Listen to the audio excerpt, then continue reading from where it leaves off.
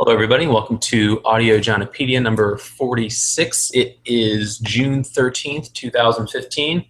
It's actually been a while since I've done one of these, but it's mostly just kind of waiting around for a good subject, waiting for somebody who would be a good guest to have talk about the subject. And I'm pretty excited about this one we have going here.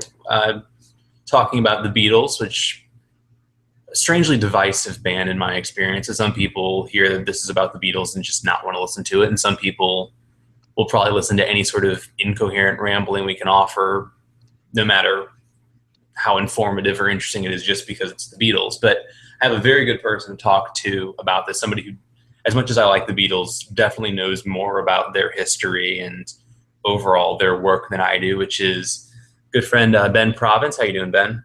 Hey, John. It's good to be on. All right, it's a first time guest. This is, I'm sure, a highlight of your life, really. It is. It's been something I've been looking forward to for quite some time. All right, good. Thank you for saying that. No matter what level of truth there is, hopefully some truth. But go ahead. There's some truth. Well, it's cool for me because I'm typically used to being on the other side of the interview. I do host a music talk show, and I enjoy playing music myself. So it's nice to be on the other side of the interview. All right, for anybody who's not familiar with your work, if you want to go ahead and plug because you do some pretty interesting, much higher end, developed sort of work than I'm doing with you right here as far as music. So if you want to go ahead and plug that, I'd love to hear it. Sure, I am a video production specialist locally. I host a show called Show Me the Music, which airs Tuesdays and Thursday nights on STL TV at 9:30. It's also available to watch on demand on YouTube at youtube.com/Saint SAINT Lewis TV. Okay, and who are some of the guests you've had? You've had some people that, like, even casual music fans that have some familiarity with on the show. Sure. We've had Jake Clemens of Bruce Springsteen and the E Street Band. We've had Jars of Clay and Ed Kowalczyk, who was formerly of Live, just to name a few.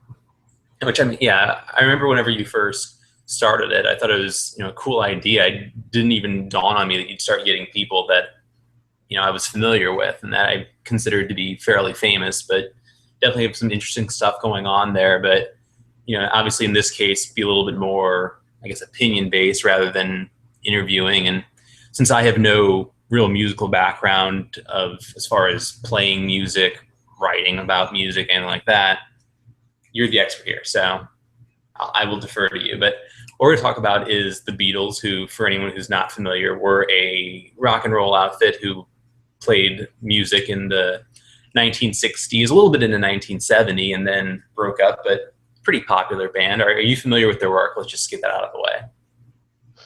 Yes. I'm a big Beatles fan. One of my hidden talents is that I also can impersonate all four of their voices. Your John Lennon, I have to say, is pretty spectacular. Well, thanks. That is one I'm very proud of. But they've also been a big influence on my music as a songwriter, and yeah, I'm a big fan of a good portion of their catalog.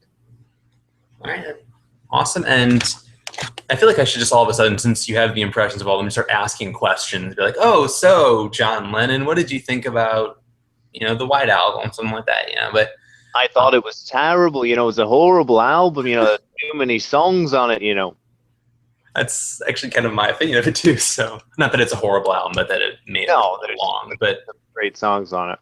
But regardless, though, I mean, we'll stick to you in your normal speaking voice, I suppose. But I think that would be best.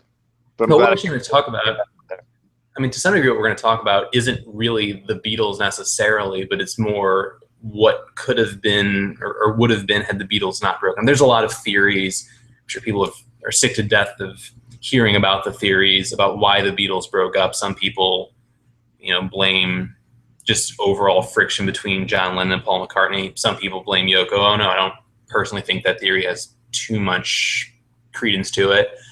And there's a lot of blame to go around, but this is sort of we're going to work under the impression that the Beatles went with what would have been the lucrative play, which would have been basically continuing their careers as the Beatles, even when the last couple albums, they were more or less working as each other's backing bands. There wasn't a whole lot of collaboration as far as songwriting.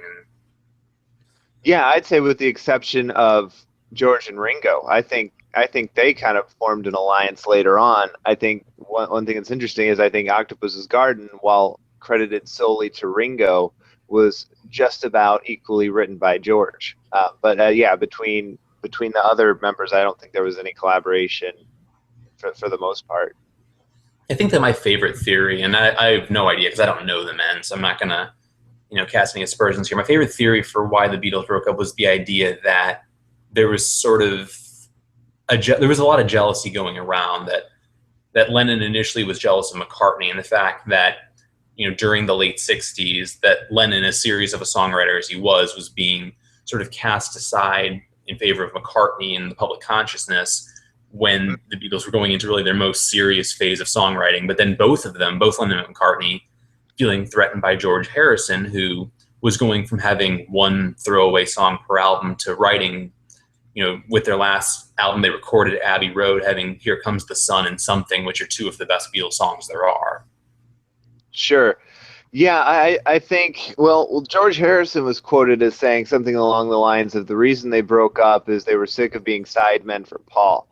I think, and I think what that, the root of that is when Brian Epstein died, which there's plenty of theories as to what really happened with that.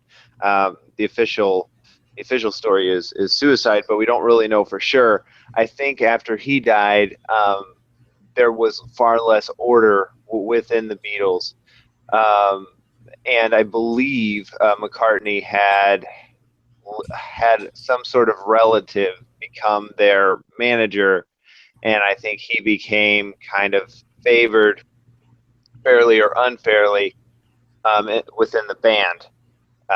So I kind of think that had something to do with the breakup. Yeah, I do think that I understand the point as far as being sidemen for McCartney and that being an issue, but I mean, to an extent, everybody was being everybody's side. I mean, like, with the possible exception of Ringo, which Ringo seemed certainly to be the one most likely to defer to the rest of the band, and with good reason, because he certainly is the least accomplished songwriter of the group and least accomplished singer and all that. Sure. But it does seem like if they really wanted to, for the few years, at least for a few years after 1970, they could have continued basically just sort of being each other's sidemen. It's not like they were going on tour. It's not like they were doing a lot of that sort of quote unquote band activity. And they could have really just been like, okay, Paul McCartney has this song, John Lennon has this song. They can record it, get a few contributions in the studio from the others if they want them, but really just package it as being the Beatles and sell even better than they did as solo artists. And I think they, to an extent, did try that because they were trying to make whatever the Beatles became, and I think you make a good point that it was more or less, just a rotation of frontmen and songwriters. And I think they tried to make their situation work by bringing in Billy Preston to kind of hold them accountable as far as getting along. They said that whenever there were guests in the studio with them, that they would be on their best behavior. So they did make strides for that, almost like it's almost as if they were a married couple going to counseling and Billy Preston was their counselor or something, but they just couldn't make it work for whatever reason. Yeah, I have to admit that I'm sort of unfamiliar, like to some extent, with the Billy Preston thing. Was he, like, I know that, for instance, famously Eric Clapton came in and played with the Beatles on While My Guitar Gently Weeps, but he was considered mostly to be George's friend. Was Billy Preston considered to like favor any of the Beatles, or was he just kind of a good musician they all liked? Well, George brought him in. Okay. George brought him in, and I think he was pretty much the only one who worked with him as a solo artist. But they all liked him, and they even considered making him an official member of the band. But I don't remember I think it was John who said, why would we add another? It's hard enough when there's just the four of us, hard enough to get along.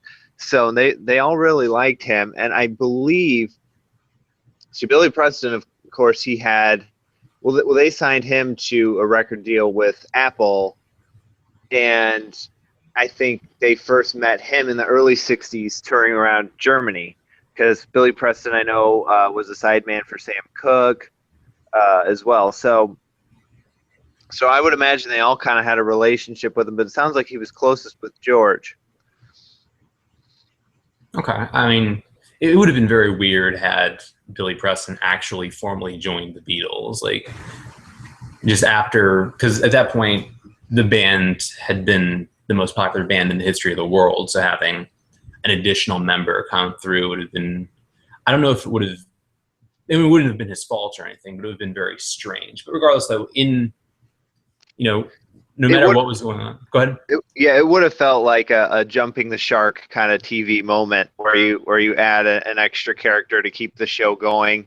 I think he was more than capable talent wise, but the Beatles brand was so already supplanted as the four. Yeah. It would have been very much a Cousin Oliver sort of moment to have really anybody else in there. Right. I think that's a good call. Okay.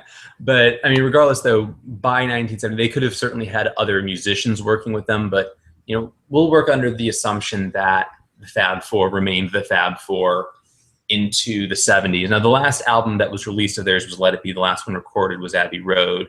Yes.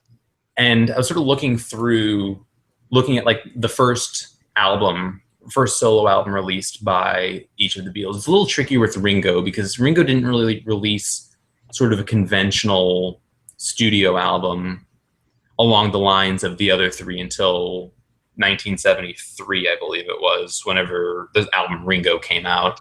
Sure. But you had in 1970, Paul McCartney released McCartney. John Lennon had John Lennon Plastic Ono Band.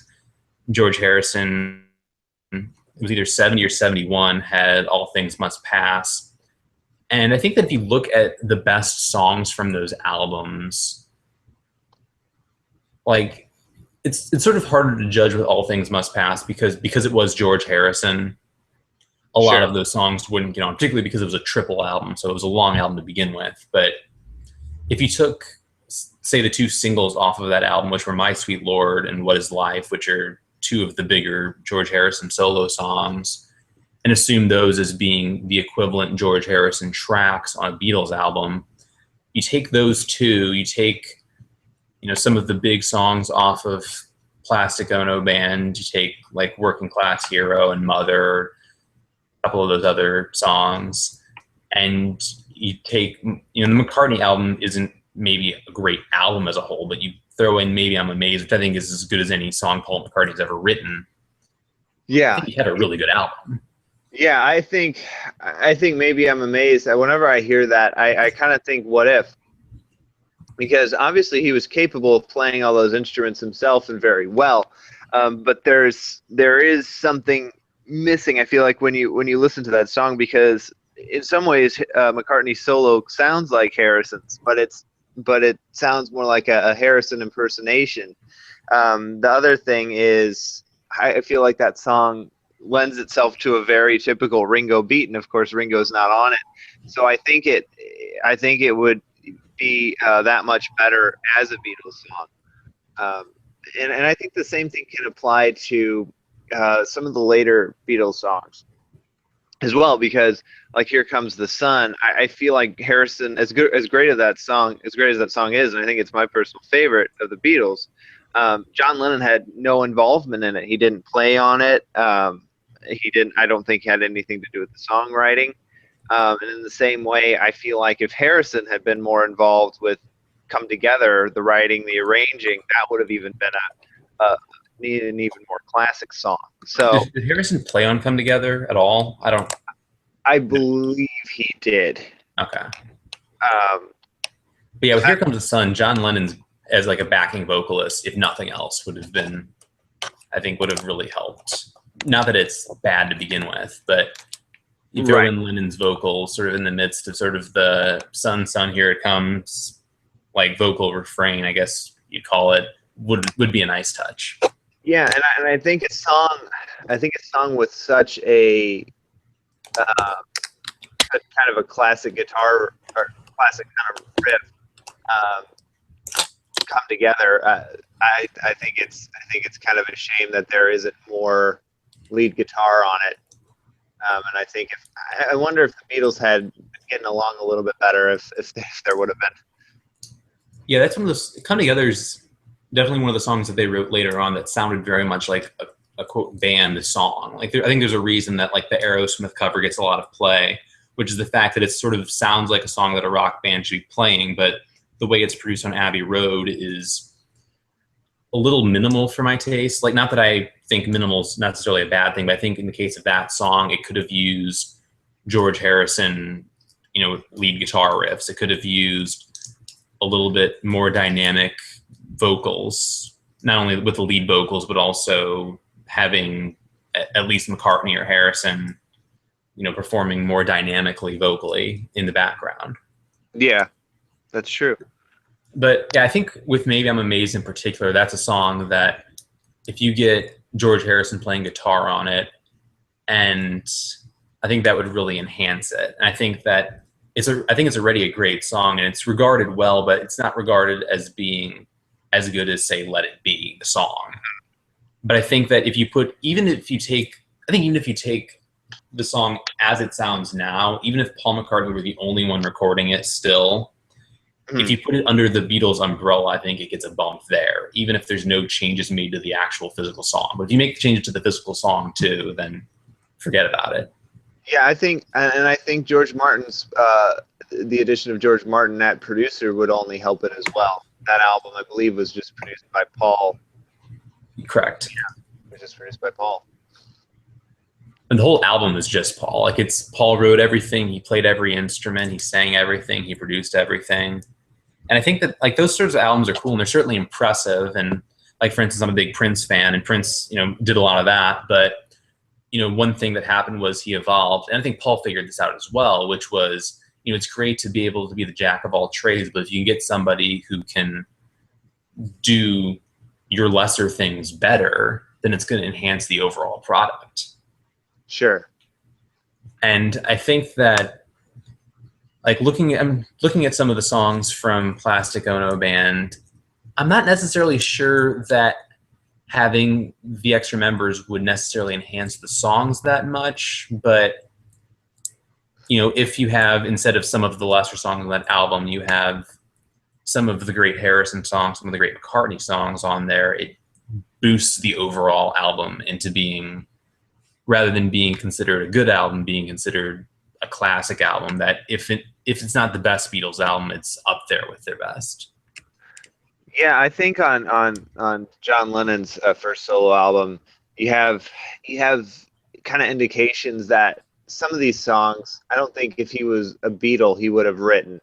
I think a lot of these are more like, I'm John, I don't, like, for instance, in Working Class Hero, I don't think if that song was a Beatles song, I don't think there'd be an F-bomb in it. Yeah, I was going to say that. Like, I think I could see it being a Beatles song. I can't see him saying the F word, but no, I don't either. And I don't think that the F word really enhances the song to begin with. I think it's just kind of there, maybe a little bit for shock value. But if you have them with the Beatles, you don't need shock value because you're the Beatles.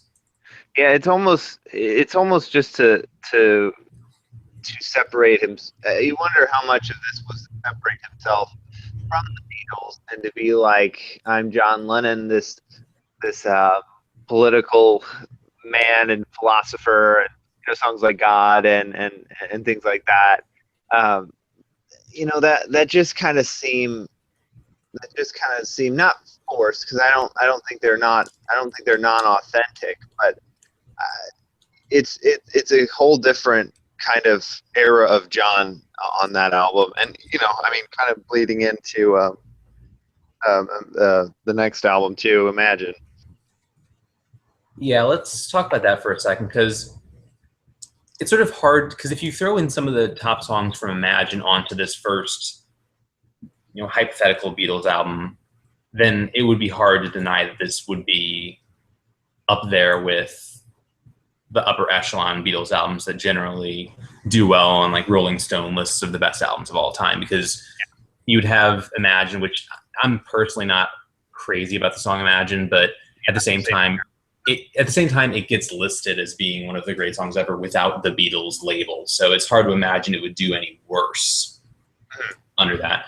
But you would have a song like Jealous Guy, for instance, or I don't know if he would do How Do You Sleep. That seems like it would be a tough one to pull off with the Beatles, but This is that being about McCartney. yeah, very transparently about McCartney at that. But even on that album, that was because George Harrison plays on several of the songs on it, and you would be able to. I think that if you're throwing in the first two Lennon albums, the first McCartney album, because beyond the album McCartney, he didn't really do anything of particular note until Band on the Run again, which is '73. Right. When you throw these in, you throw in the Harrison songs, you have some really good work. Yeah, Jealous Guy would have certainly been a Beatles song, because there was a demo, I believe, released on Anthology, one of the anthologies, of the Beatles, or at least while John Lennon was still a Beatle, recording Jealous Guy. So I think that more than any other song on John's first two records, Jealous Guy would have been a Beatles song. Yeah, I do think some of the more personal Lennon songs from the first albums, I still think they would have been Beatles songs. I mean, the Beatles did release a song called The Ballad of John and Yoko, so it's not like he was immune to having personal songs with the Beatles, but certainly the ones that are like direct shots at Paul McCartney probably wouldn't have been. That would have been a little tricky. I mean, granted, like Fleetwood Mac had the album Rumors, which is just the entire album's personal shots at other members of the band, but I don't think the Beatles would have quite done that. Yeah, and which would be a shame for Ringo, because one of his best songs is Back Off Boogaloo, and that was off. Well, I was in '75, but I think a lot of people suspect that's about McCartney. Oddly, yeah, Ringo really came into his own on Blast from Your Past in '75. But up till then, I don't know if he'd have anything making it on like a super Beatles like 70 through 73 album. I mean, Photograph maybe. Like you could put a couple of songs that he had off of the Ringo album could be, if not great highlights from a Beatles album, but at least be album tracks, I think. Sure, I should correct myself. Blast from Your Past is compilation. Yeah, so I had my ears mixed up there. But most of that, even so, is coming from within the last couple of years. He wasn't really doing a whole lot that was like being played on Top 40 radio from like 70 to most of 73. Right. And then it should be noted too that George Harrison wrote two of really his two big hits, Photograph and It Don't Come Easy. So yeah, and I mean, if they were able to co-write as solo artists, they certainly could have co-written as band members. Though I don't think did they ever have a credit together on a Beatles song? I don't know if they did. Ringo and Harrison didn't, but I think it's pretty clear. Like if you look at like on the Let It Be movie, that George Harrison wrote or helped Ringo a lot with Octopus's Garden, which is why it's so like lead guitar heavy. Yeah, it doesn't really sound like the kind of song you would expect like the lead drummer of a band to be writing. I think I think the vocals are so simple that it suits him well in that regard, but it's not. It's another weird non-Beatles analogy, but it kind of reminds me of like how Keith Moon on his solo album, or his first solo album, I should say, had like, you would think it would be Keith Moon just drumming like crazy and just showing what a virtuoso he was, but it was actually him singing a lot and doing like standards kind of stuff. And it's almost like that to me with some of the Ringo songs, because it's not him showing what a great drummer he is, partly because he's not that kind of drummer. He's a good drummer. He's very steady, but he's not a virtuoso by any means. No, he's easy. Ringo's more of a distinctive sound. Not like Keith Moon's not distinctive, but Ringo's. He's the kind of drummer. He's the kind of drummer you want in a band that has John Lennon, Paul McCartney, and George Harrison singing and writing songs. Yes. Like Keith Moon in the Beatles, I think you may have mentioned this the other day on Twitter, it would have been very weird. Yeah. It just wouldn't have made sense. Yeah, no, I absolutely think that's true. Okay, but yeah, looking through So I think we agree the first 1 to 2 Beatles albums that didn't actually exist would have been really great Beatles albums. Like they would have been huge. But looking at some of the stuff, like once you get to a certain point around 1975-ish, because at that point John Lennon had taken a hiatus from recording, and George Harrison had really stopped recording for the most part. I think largely because he'd sort of been burned out. But at that point, like Paul McCartney had his solo career going, and he wasn't necessarily recording his best solo work. But it was somewhat popular, and it was okay. And Ringo was kind of doing his own thing, but it was still Ringo. Yeah. You have to think, though, Lennon, even if he hadn't taken a hiatus, probably wouldn't have been writing his best stuff because his heart didn't appear to be in it. Yeah, the Lennon hiatus is pretty interesting. I think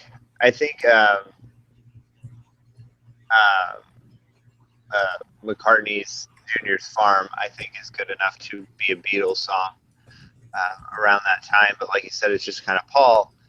Yeah, Lennon took the hiatus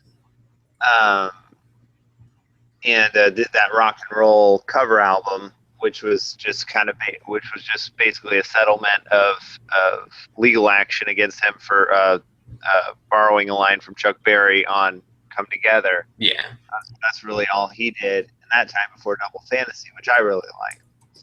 But yeah, I mean, there wouldn't have been, if the Beatles had been together at that point, there wouldn't have been a whole ton of inspiration for sure. Yeah, I think that I think what would have happened, and this is just sort of my theory as far as the way that people think as far as music, is that the Beatles would have released an album probably in 1975 or 1976. It would have been very heavy with Paul songs. There would have been probably a song or two that Harrison wrote that maybe he would have held over from his solo albums, but they wouldn't have been the top flight Harrison solo songs. And you throw in probably a Lennon song here or there and maybe a Ringo. Overall, the album would be certainly listenable. It wouldn't have been, complete garbage, but it wouldn't have been up there with the best Beatles albums. It would have maybe been considered along the lines of the album Let It Be, which is generally considered to be a bit inconsistent. Yeah, and I guess George is well. George had had a solo album in '75 and then '76. And then he more or less stopped for a little while, I believe, if I'm remembering my timelines correctly. Yeah, well, he has one in '81 as well. Yeah. Well, he had one in '82, one in '87, and then his next album was posthumously released in 2002. So he really, that's correct. And granted, he had like Traveling Wilbury stuff in there. He wasn't totally inactive, but for the most part, slowed down. It's hard to determine who wrote what, because that sounds like that was a very much of a band record. Yeah, Cloud9, which I think was somewhat of a resurgence, partnering with Jeff Lynne, his fellow Traveling Wilbury. Really was fab, I think. Well, obviously that wouldn't exist as a Beatles. That would have been tough to. Yeah. But I also think, it's hard once you get into the 80s to really evaluate, because in this hypothetical, you're, also evaluating John Lennon is still alive, which I don't even really want to mess with that and just sort of assume that, what happened still probably would have happened. Right. And because at that point you're looking at sort of butterfly effect sort of stuff. And we're talking about the Beatles here. Let's not go too far. But we'll say that the Beatles keep recording up through 1980. But I think what happens is they record those first couple albums, then they record a couple more. And the couple more, I hate to use this phrase because I think it's so overused and I think it's often applied incorrectly, but to an extent, it kind of diminishes their legacy because they aren't a band that basically went out on top like they did in reality. They're a band that sort of faded out a little bit. And that's not to say that they aren't still popular or beloved or anything like that, but I think that it's a little bit different. I think it's a little closer to sort of what the Rolling Stones have, which is they're a band that, came out a couple years after the Beatles in reality, And their last album that's ever considered a classic came out in 1978, which is Some Girls, which would have been also a few years trailing the Beatles in this scenario. Sure. And then whereas the Rolling Stones, and they've released some good songs since 1978, but certainly not at the level they were. They're mostly known at this point for still touring and to an extent being sort of having people thumb their noses at them, which I think is totally unfair personally, because I think that any band that keeps going should get some sort of credit, even if what they're doing is not as good as it was. But I wonder if the Beatles would have had that same sort of tarnish in people's minds. I think they would have had. I think if we're looking at the timeline of reality and kind of putting it parallel to this kind of what if the Beatles stayed together timeline, I think you would have seen. I think you would have seen Lennon leave the Beatles in the mid. Well, I guess that goes against the entire premise, but I think you would have seen Lennon leave the Beatles for like a brief hiatus. And I would agree with. I think that's a fair thing to assume, that there would have been hiatuses in there. They wouldn't have been relentless, because they weren't relentless even when they were together. They were still taking breaks here and there and occasionally releasing solo stuff, things like that. And I think, well, to me, what's so charming about John Lennon's last solo album that was released when he was alive, Double Fantasy, is that he rediscovered in some ways what he loved about making music. There's a lot of like 50s rock and roll kind of elements in that album. And I think that probably the last Beatles album, so to speak, in this fictional timeline would have been really good. Because I think you'd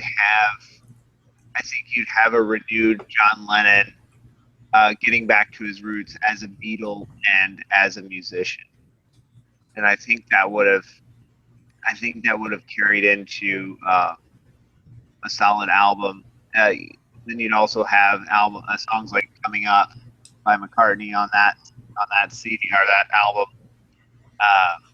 And stuff like that. So that's my theory. I think there would have been 2 or 3 duds in the mix, and I think they would have gone out not quite as on top as they did with Abbey Road. But I think still it wouldn't have been as bad as if they'd gone out like in 1976, for instance, is what you're saying. Yeah, I think so. I agree with you, and comeback album, so to speak. But yeah, their comeback album, I don't think it wouldn't have been Abbey Road. It wouldn't have been like that pronounced of a moment, but I think it would have been a solid album. Yeah. I do wonder though, like at this point, first of all, do you think there was ever a chance, had the Beatles still recorded together, that they ever would have toured again, or do you think that ship had sailed? Well, I think it depended on what they were producing, because I think they probably would have done like Saturday Night Live, yeah, or played like random live dates, play like Madison Square Garden at some point, something like that, but not a full tour. Yeah, depending on what kind of songs they were making too, because I mean, obviously, one of the reasons they stopped was with Sgt. Pepper, you couldn't quite pull it off in a live, yeah, especially the 4-man band, right. I think I would agree with you. I think they would have had sort of an occasional concert, but they wouldn't have been a touring act. It wouldn't have been the same as like the Rolling Stones or the Who or Led Zeppelin or something like that, where the songs are, even the songs that are complicated, you can still strip them down to a live setting where 4 people or 5 people, in the case of the Stones, would be able to pull it off. But yeah, it would have been virtually impossible to do a lot of the stuff that the Beatles were doing really from Revolver on I mean, maybe some of the stuff from like the White Album, but for the most part, it would have been very difficult to pull off a full concert's worth of material. Yeah, I also think another point worth making is that I think that they would have broken up with the death of John Lennon, even if they had stayed together regardless. So I don't think anything like that changes. I don't think they would have done what, like you said, what the Who have done. I mean, I don't think they could go on without the founding member of the band.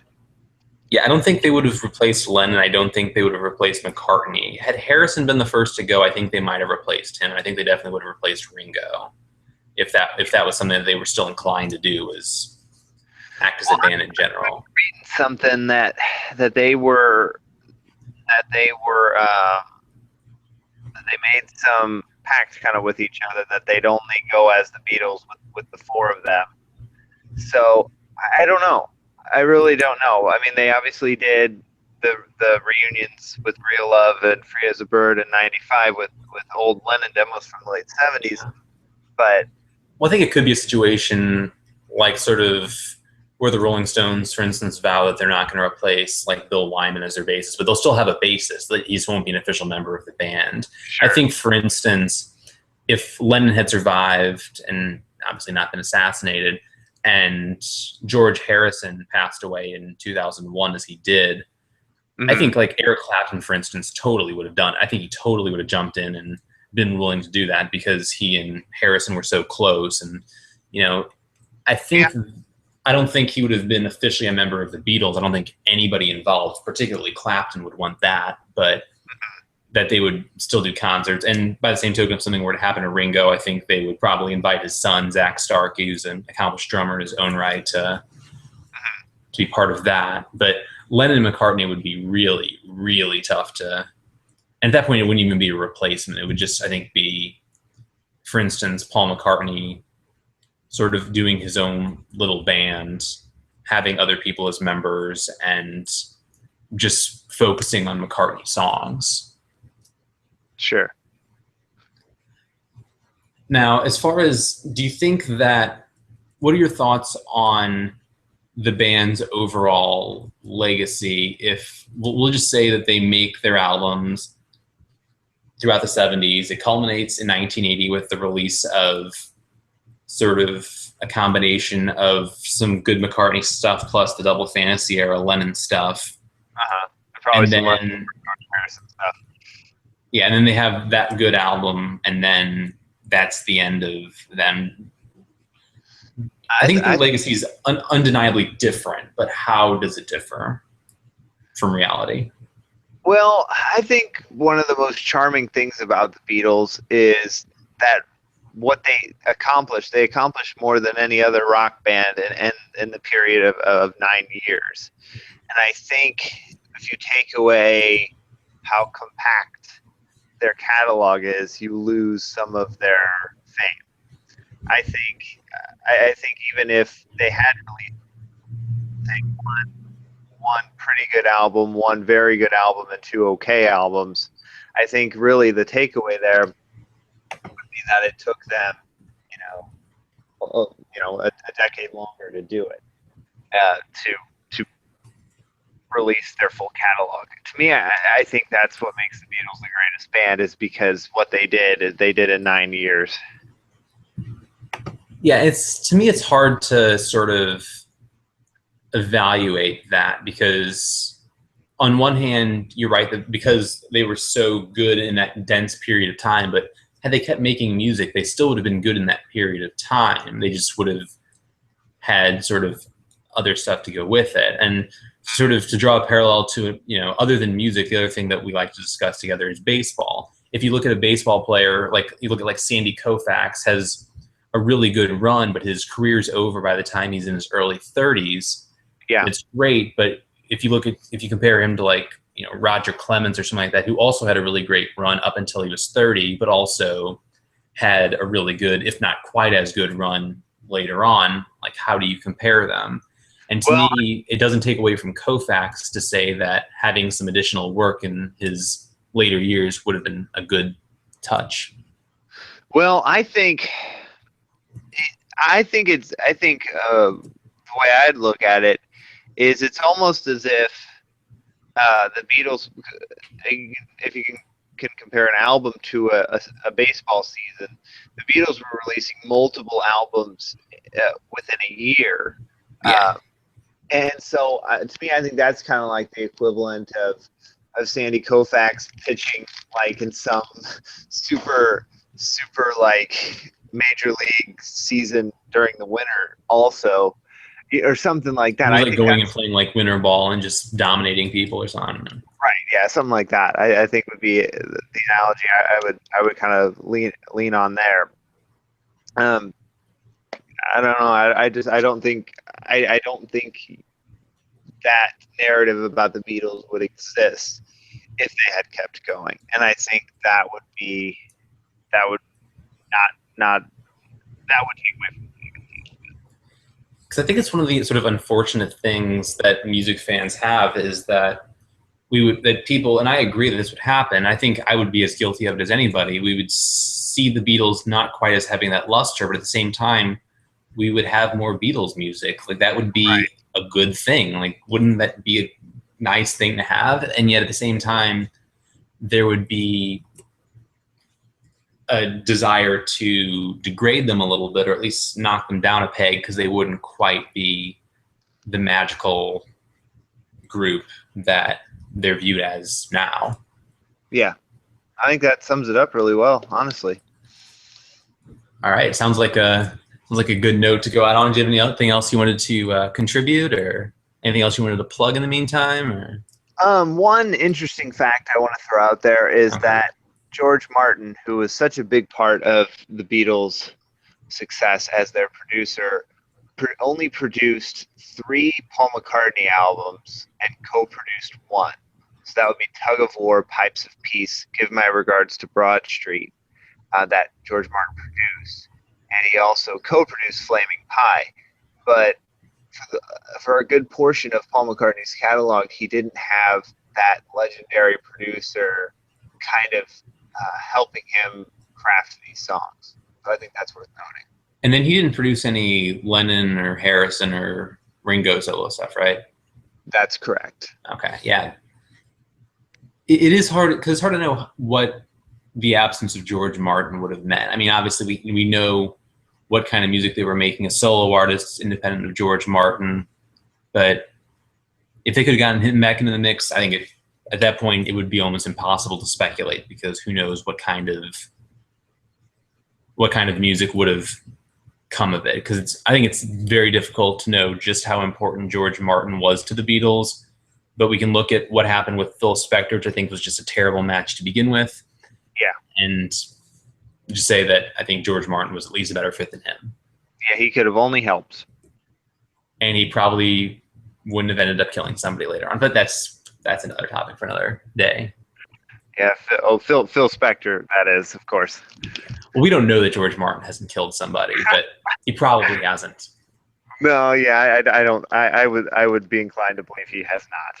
So we'll avoid any sort of libel. We'll clarify that. And well, thank you, Ben, for joining me on this day. Kind of threw this together relatively quickly, but I think it turned out well. I'm looking forward to going back and listening to it, and hopefully soaking in some information I may have missed after hearing it the first time from you.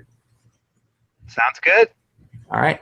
And thank you to anybody who listened. Hopefully people who are as into the Beatles as we are interested to hear our opinions and little factoids, and hope everybody has a wonderful day.